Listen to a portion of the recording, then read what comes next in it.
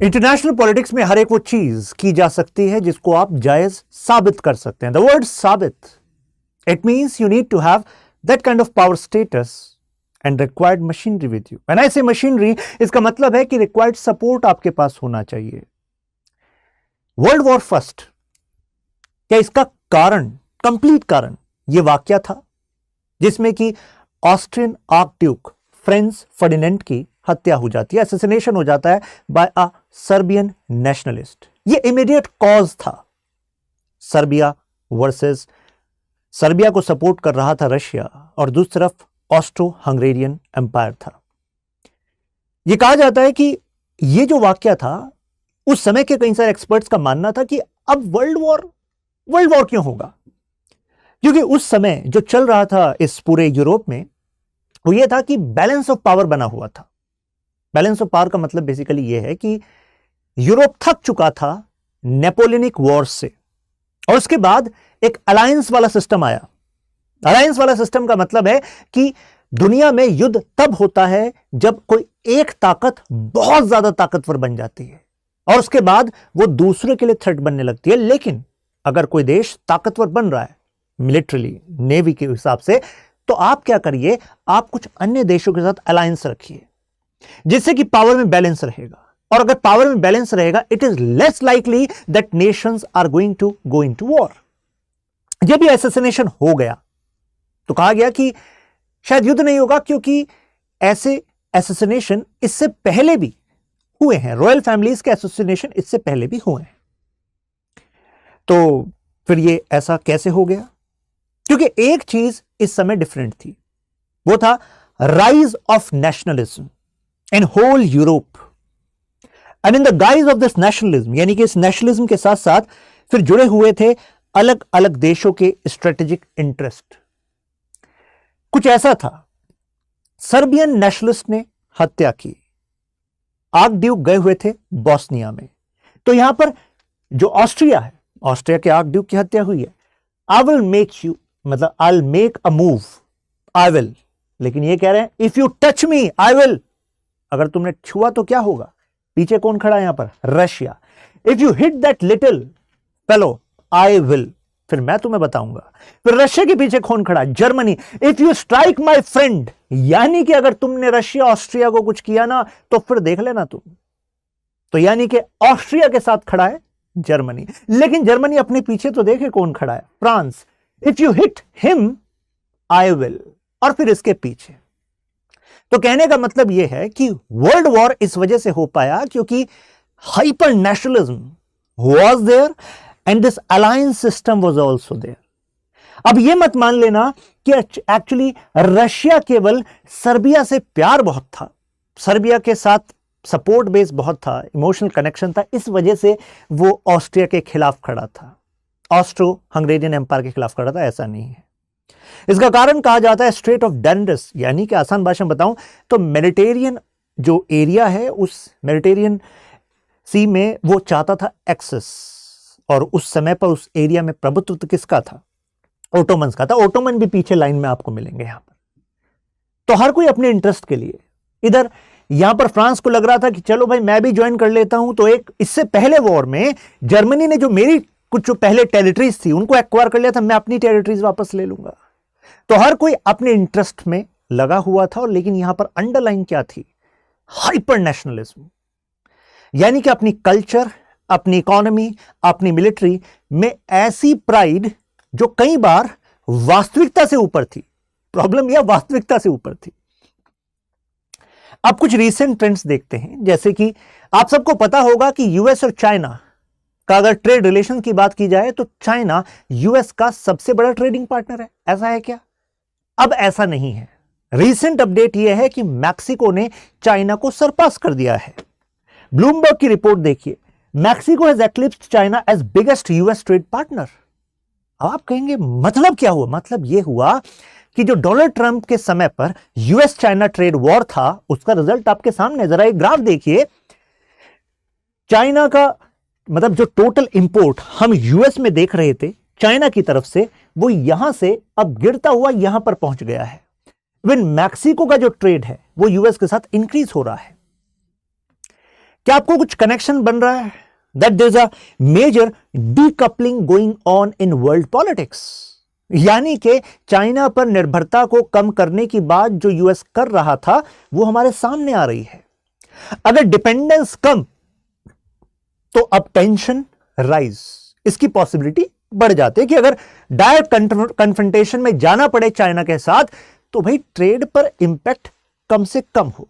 तो इसकी तैयारी यहां दिख रही है कि नहीं दिख रही है? दिख रही है। अब आगे आते हैं। अभी आपने देखा होगा, क्योंकि आज की ही रिपोर्ट है, अपडेटेड रिपोर्ट, क्योंकि ये कल पूरी चर्चा में था, आज ये अपडेटेड आर्टिकल आया कि किम जोंग उन ने रिसेंटली विजिट करी Russia and he met Putin, and Putin ji की स्टेटमेंट देखिए। Vladimir Putin says military cooperation with Kim Jong Un a possibility, यानी कि चाइना, रशिया, नॉर्थ कोरिया, इनका एक अलायंस बनता हुआ आपको दिख रहा है कि नहीं दिख रहा है? रशिया चाइना एक्सेस से तो आप वाकिफ हैं। किम जोंग उन ने कहा कि तुम टेंशन क्यों ले रहे हो, तुम यूएस के खिलाफ हो, हम भी तो यूएस के खिलाफ हैं, तो हम तो एक दूसरे के लिए बने हुए, मिलिट्री कोऑपरेशन करते हैं ना। रशिया ने कहा हाँ हथियार बहुत खर्च हो रहे हैं, तो किम जोंग उन ने कहा मेरे तो कभी चल नहीं पा रहे हैं, मेरे कब काम आएंगे, तो आप मेरे से खरीद लो, मेरी इकोनॉमी अच्छी चलेगी, आपको भी हथियारों की जरूरत है। और रही बात जब कन्फ्रंटेशन की, तो पीछे खड़े हम। जिंगोइज्म ऑन मार्च, अब इस रिपोर्ट में जरा देखिए, ये 2022-2023 तक आई है।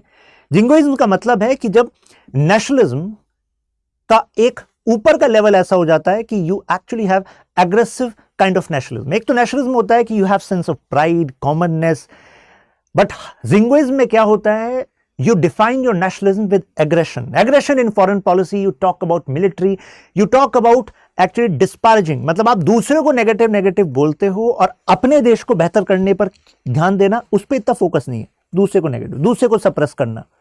तो कई बार हकीकत से परे अपनी क्षमताओं को समझने लगते हो, ऐसा होता है जिंगोइज्म में। अब ये जो ग्राफ है, मतलब ये शो कर रहा है China, Zimbabwe, Russia, Brazil, Hungary, India, दुनिया में एक मेजर ट्रेंड चल रहा है कि डोमेस्टिक पॉलिटिक्स में भी अपनी पावर को जस्टिफाई करने के लिए जिंगोइज्म का इस्तेमाल हो रहा है। देखिए ये ग्राफ यहां पर कंसंट्रेट हो रहा है, ऊपर जाता जा रहा है, राइट? तो ये ट्रेंड दिख रहा है दुनिया में, ऐसा ही ट्रेंड जो कि वर्ल्ड वॉर फर्स्ट से पहले हमने एक बैलेंस ऑफ पावर सिस्टम के दौरान देखा था यूरोप में। अब नेक्स्ट ले लीजिए। अब एक बड़ा इंटरेस्टिंग लिंक है यहां पर।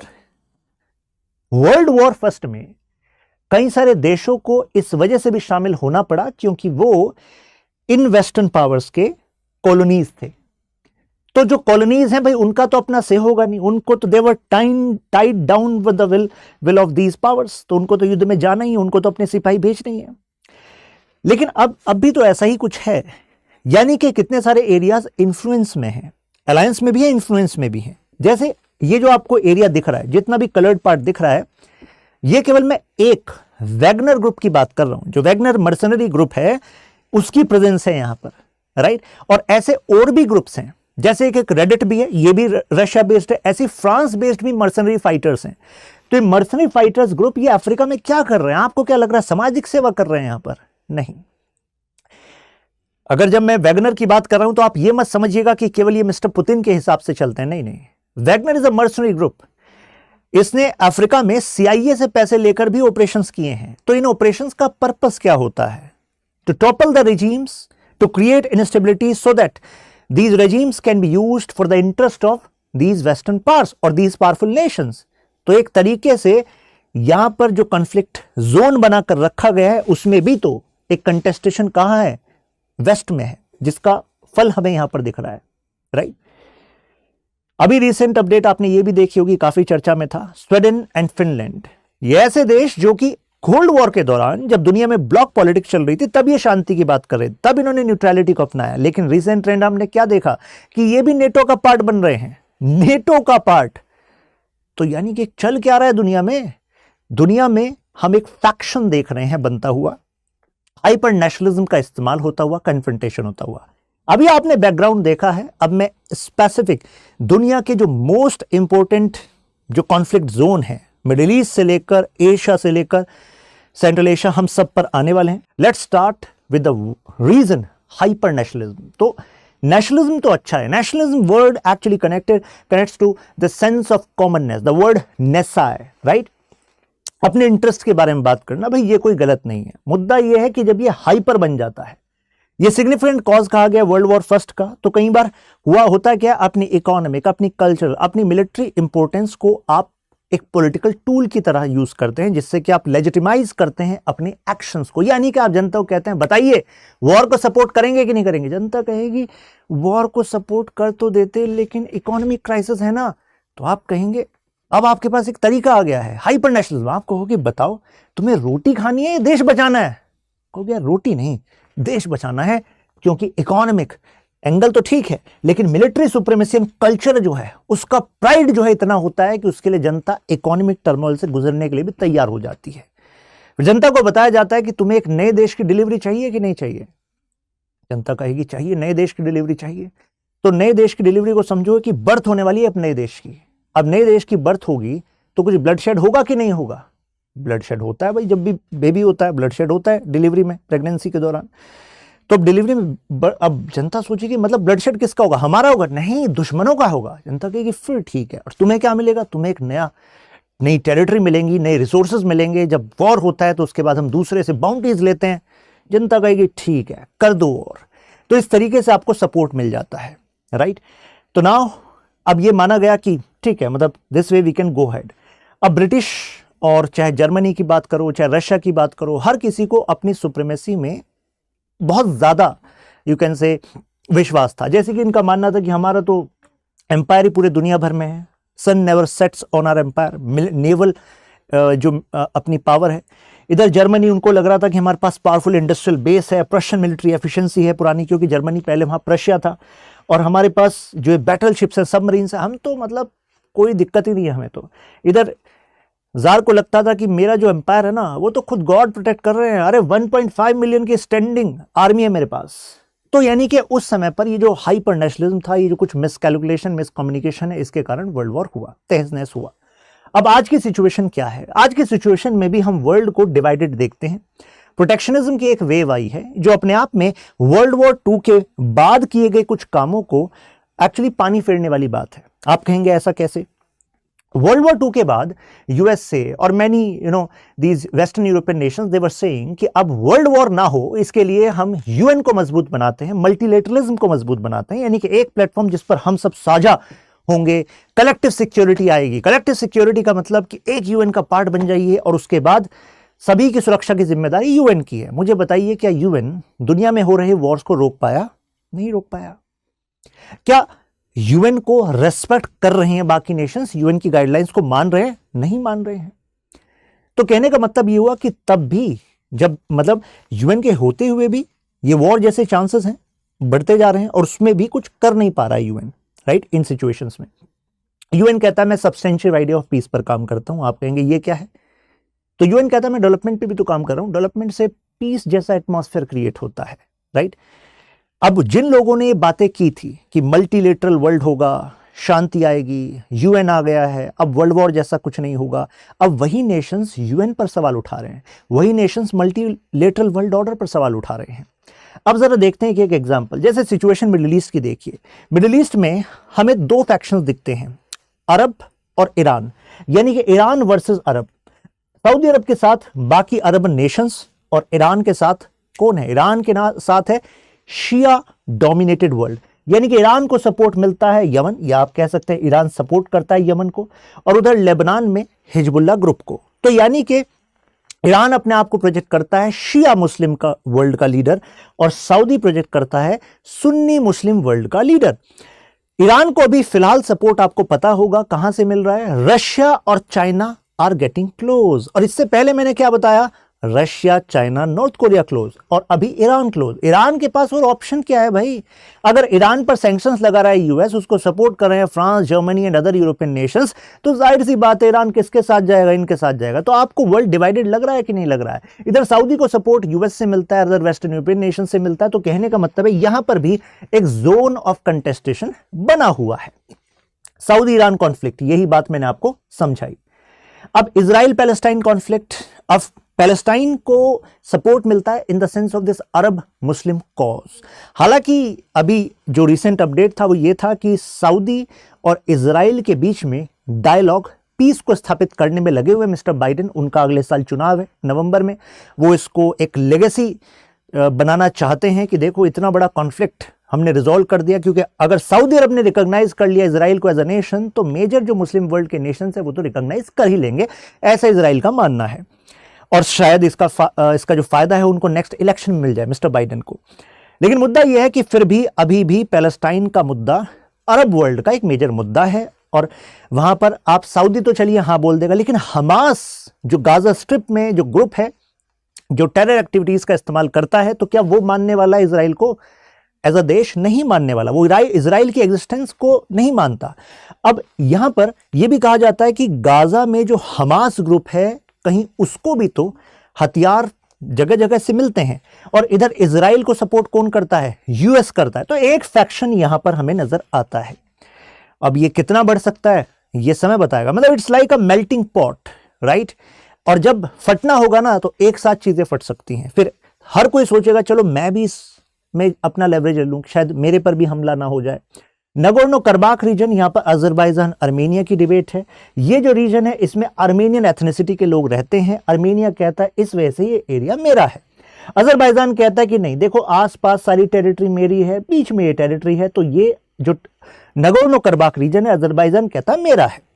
आपने कुछ समय पहले सुना भी होगा इंडिया के पिनाका रॉकेट्स इस एरिया में भेजे गए हैं, राइट? यहां पर मेजर कॉन्फ्लिक्ट चल रहा है। अजरबैजान जो कि एक नेचुरल गैस रिच नेशन है और इसका फायदा जो है अदर नेशंस को मिल रहा है भाई, जहां पर अभी कमी पड़ रही है गैसेस की। तो ऐसे में ये जो कॉन्फ्लिक्ट है यहां पर भी डिवाइडेड है वर्ल्ड। एक तरफ रशिया का सपोर्ट है, एक तरफ वेस्ट का सपोर्ट है। तो जाहिर सी बात है अब ये युद्ध केवल इनका नहीं है। आप सभी जियोपॉलिटिकल कॉन्फ्लिक्ट्स में देख रहे होंगे ये दो पार्टी का कॉन्फ्लिक्ट नहीं है, इनके पीछे जो सपोर्ट बेस है वो इस कंटेस्टेशन को एक ग्लोबल कंटेस्टेशन बना सकता है। कॉन्फ्लिक्ट्स इन एशिया, अब एशिया में तो आप इंडिया, पाकिस्तान, इंडिया, चाइना, इन सब कॉन्फ्लिक्ट से हम वाकिफ हैं।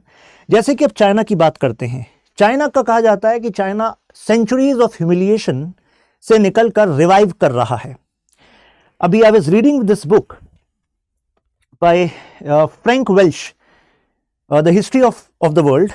तो इसमें एक बड़ा रोचक किस्सा बताया गया है। इन्होंने बताया कि देखो चाइना का जो इमरजेंस है it was very much clear from this colonial time as well. मतलब जो किंग डायनेस्टी का डिक्लाइन हुआ और उसके बाद चाइनीज रिपब्लिक की बात चल रही थी कि अब सुनियत सेन कह रहे थे रिपब्लिक बनेगा, तो इट वाज क्वाइट क्लियर कि चाइना का इमरजेंस बहुत तेजी से होगा एज अ नेशन। कारण चाइना एक्सपेंशन पर फोकस करेगा। आप कहेंगे मतलब क्या है? ये कहा जाता है ये है चाइना प्रॉपर। बाकी जो चाइना आज हम जिसको पीपल्स रिपब्लिक ऑफ चाइना कहते हैं ये एक्सपेंशन पे बना है, और एक्सपेंशन का लिंक इनकी हिस्ट्री से है, हिस्ट्री ऑफ ह्यूमिलिएशन से है। जब ह्यूमिलिएशन इन्होंने जापानीज से झेला इन द ईस्टर्न पार्ट, जब वॉर में Manchuria and this area was annexed by Japan, इधर इनके साउथ में the area was controlled by imperial powers like Britain, जैसे कैंटन रीजन, राइट? जो आज हांगकांग आप देखते हैं, हांगकांग तो अब जाकर मॉडर्न टाइम में जाकर इनको वापस मिला। It was controlled by Britishers. तो कहने का मतलब है चाइना को एक बात क्लियर थी कि अपने लोगों को साथ जोड़ने का एक तरीका है, उनको याद दिलाओ कि तुम्हारे साथ कितना गलत हुआ इतिहास में।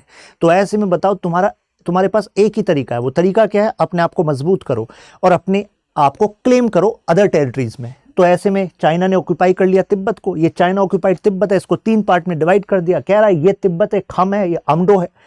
उधर जो है चाइना ऑक्यूपाइड ये ईस्ट तुर्किस्तान है, इधर चाइना ऑक्यूपाइड साउथ मंगोलिया है, इधर चाइना ऑक्यूपाइड मंचूरिया है।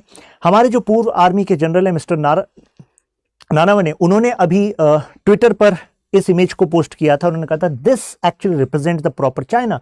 क्योंकि चाइना क्या करता है, हमारी टेरिटरी को बता रहा है कि ये वही चाइना ऑक्यूपाइड अक्साई चिन जो एक्चुअली चाइना ने ऑक्यूपाई किया हुआ है। उधर जो है पाक ऑक्यूपाइड कश्मीर से सीपैक लेकर जा रहा है। तो चाइना इज एक्सपेंशनिस्ट और ये रुकने वाला नहीं है। फ्रैंक वेल्च बिल्कुल सही बताते हैं। देखो ईस्ट चाइना सी में भी डियाओ आइलैंड का इशू, यहां पर साउथ चाइना सी में स्पार्टली पैरासल आइलैंड का इशू। तो चाइना तो एक्सपेंशनिस्ट पावर है। और मुझे बताइए एक्सपेंशनिस्ट पावर आसपास के देशों के लिए थ्रेट बनेगा कि नहीं बनेगा। तो जिसको चाइना जिसकी हेजेमनी को काउंटर करना चाह रहा है यानी कि यूएस, तो यूएस बाकी ऐसे सभी देशों को सपोर्ट करेगा कि नहीं करेगा। जैसे इंडिया को सपोर्ट कर रहा है, ऐसे ही साउथ चाइना सी में फिलीपींस वियतनाम को सपोर्ट कर रहा है। आपने सुना होगा quad, new kind of quad, जिसमें कि Australia, US, Japan and Philippines हैं। तो ये क्या चल रहा है? इधर जापान को सपोर्ट, इधर ताइवान को सपोर्ट कर रहा है यूएस। सो ये जो वर्ल्ड है ये कंटेस्टेशन, जोन ऑफ कंटेस्टेशन बन रहा है और इसमें हाइपर नेशनलिज्म का इस्तेमाल हो रहा है। अब आप कहेंगे कि सर चाइना ऐसा कर क्यों रहा है? ठीक है, अब इतना स्ट्रांग हो गया, ठीक है, अब सेटल कर, अच्छे से बिजनेस कर, और क्या चाहिए? बात यह है कि चाइना की जो अपनी पॉलिटिक्स है उसमें चाइनीज कम्युनिस्ट पार्टी को रिलेवेंट बने रहने के लिए हाइपर नेशनलिज्म का डोज देना पड़ता है। कहा जाता है कि जब जब सीसीपी की पकड़ कमजोर होती है तो वो मसाला लगा देते हैं किसका? चाइनीज हाइपर नेशनलिज्म का। वो कहते हैं कि देखो तुम्हारे सोल्जर्स के साथ गलत हो रहा है इंडियन बॉर्डर्स पर। उनकी मीडिया इस बात को ऐसे कवर करती है, तो लगता है कि बस एक ही व्यक्ति बचा सकता है, शी जिनपिंग। तो अब यहां पर ये एक रिवेंजफुल चाइनीज नेशनलिज्म, अगर रिवेंजफुल चाइनीज नेशनलिज्म है तो मुझे बताइए वहां पर कोऑपरेशन होगा या कॉन्फ्लिक्ट होगा? कॉन्फ्लिक्ट ही तो होगा, और वही हो रहा है जगह जगह पर। चाइना, ये लद्दाख वाला रीजन जो आपको मैंने लॉजिक बताया, ये साउथ चाइना सी वाला रीजन जिसका मैंने लॉजिक बताया, स्पार्टले आइलैंड को कह रहा है अपना, पैरासेल अपना बता रहा है, यहां पर आर्टिफिशियल आइलैंड बना रहा है, यूएन क्लॉज को साइडलाइन कर रहा है, United Nation Convention on Law of Seas. North Korea, South Korea, North Korea ने अपनी कोरियन नेशनलिज्म का इस्तेमाल किया, साउथ कोरिया अपने सिविक नेशनलिज्म का इस्तेमाल कर रहा है, यानी कि वो ideas like tolerance, equality, individual rights, इनका इस्तेमाल कर रहा है। और जबकि जो नॉर्थ कोरिया है वो अपनी एथनिसिटी का इस्तेमाल कर रहा है। तो यानी कि एक कोरियन पेनिनसुला, दोनों की हिस्ट्री एक थी, फिर हमने कंटेस्टेशन देखा, इधर से कम्युनिस्ट एक्सपेंशन हुआ, इधर से कैपिटलिस्ट फाइट कर रहे थे, बीच में लाइन बनी, उधर नॉर्थ कोरिया वो कम्युनिस्ट रह गया जिसको यूएसएसआर का सपोर्ट था, इधर यूएसए का सपोर्ट था, वो कैपिटलिस्ट रह गया। लेकिन आज भी ये डिवीजन बना हुआ है कि नहीं बना हुआ है? तो कहने का मतलब ये है, ये जो आप देख रहे हैं ये केवल रीजन का इशू नहीं है, ये इशू है कि यहां पर नॉर्थ कोरिया, चाइना और रशिया का एक्सेस बन रहा है, इधर south Korea, USA and Japan and other Nations का एक्सेस बन रहा है। इंडिया वर्सेस पाकिस्तान, ये तो मुद्दा हमारे दिल के काफी करीब है। एक्चुअली पाकिस्तान का idea is antipodal to the idea of India. कैसे? क्योंकि पाकिस्तान का idea is based on religion, कि धर्म के लिए अलग से आपको देश बनाना ही पड़ेगा, कोएग्जिस्टेंस इज नॉट पॉसिबल। तो इसी वजह से पाकिस्तान की पॉलिटिक्स में हमेशा पोर्ट्रेट किया गया है कि भाई मुस्लिम्स जो हैं वो खतरे में हैं भारत में। और आपको नहीं लगता ये आइडिया जो है ये अपने आप में पाकिस्तान की डिफीट का कारण है? क्योंकि जब आप तोड़ने के आधार पर किसी देश का निर्माण करेंगे तो तोड़ने के नए नए बहाने निकलेंगे। जैसे कि अगर पाकिस्तान ने कहा, जिन्ना ने जी ने कहा कि जी हम तो मुस्लिम के आधार पर एक राष्ट्र बनाएंगे, तो मुझे बताइए क्या Jinnah became successful in doing that? अरे सक्सेसफुल कहां? उसके बाद जो है शिया सुन्नी का कॉन्फ्लिक्ट है, उधर हजारा मुस्लिम्स, क्वेटा में आतंकवाद, उधर आप खैबर पख्तूनवा में आतंकवाद, इधर बलूचिस्तान में आतंकवाद। तो मुद्दे की बात यह है कि यहां पर ये जो आइडिया ऑफ पाकिस्तान है it is totally opposite to the idea of India.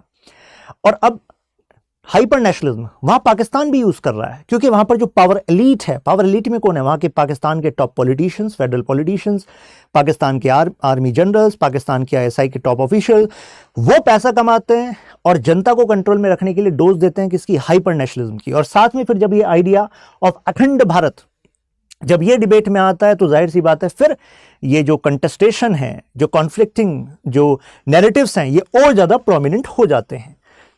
Special case of Bhutan, Bhutan कहता है हमारा जो नेशनलिज्म है वो तो कल्चर एनवायरमेंट वाला है। आप कहेंगे अरे भाई इनसे कौन पंगा लेगा, ये तो कल्चर एनवायरमेंट वाले नेशनलिस्ट लोग हैं, ये तो शांति वाले लोग हैं।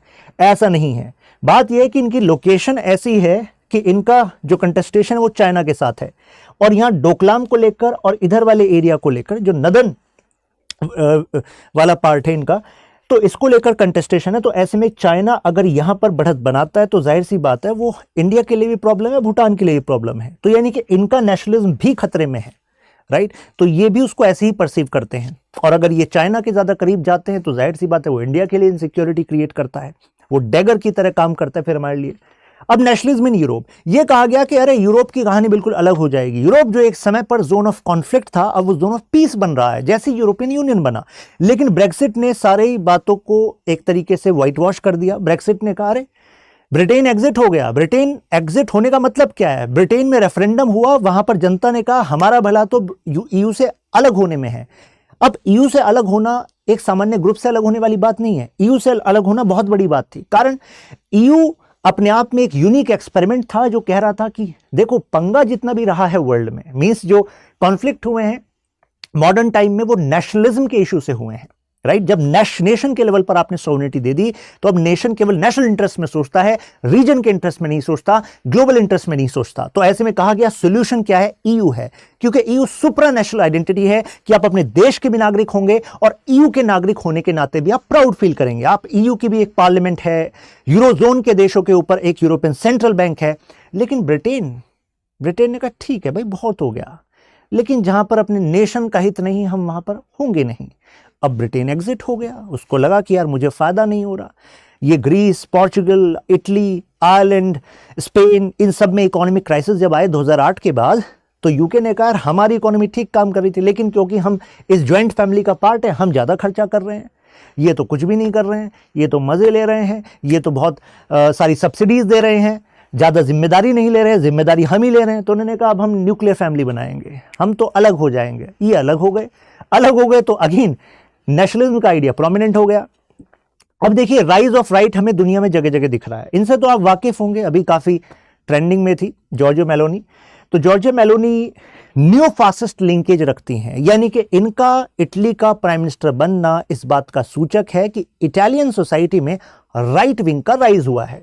ऐसी फिनलैंड में far right nationalist the fins, उनको बढ़त मिली है। तो अगर ये पॉलिटिकल लीडर्स ऊपर आ रहे हैं तो इसका मतलब है जनता इस आइडिया के सपोर्ट में है, यानी कि नेशनलिज्म जो है अब वो की प्लेयर बन गया है, राइट।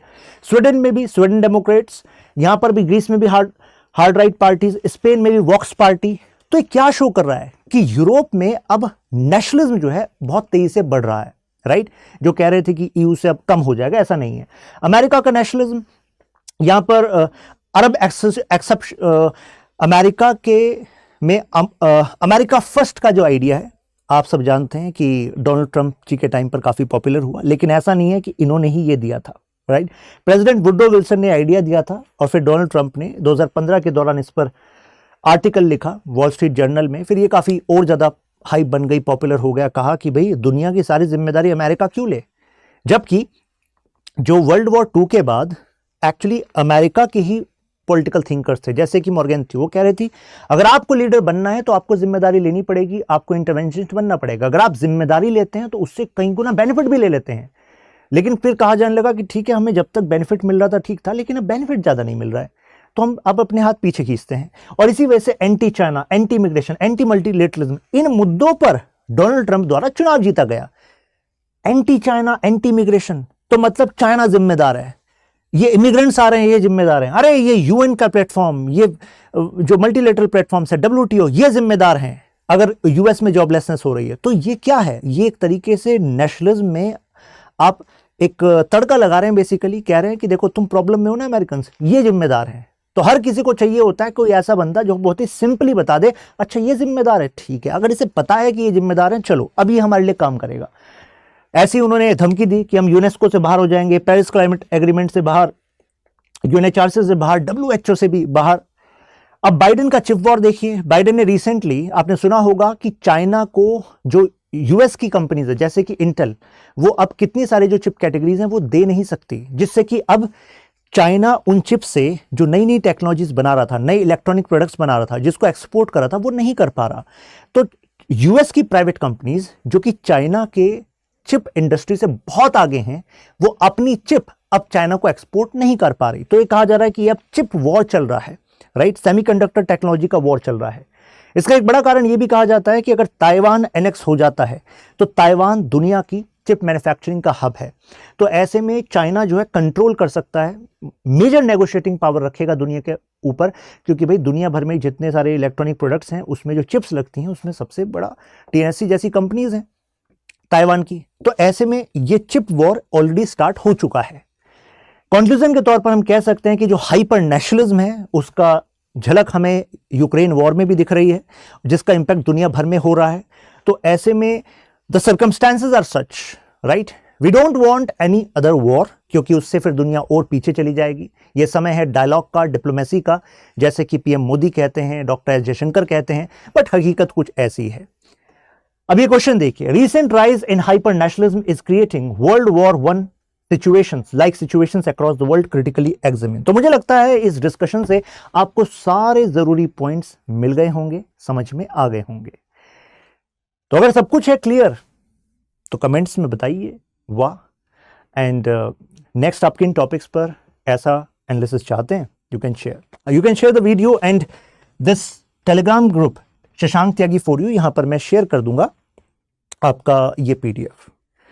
और studiiq.com पर जाकर you can start your preparation right now.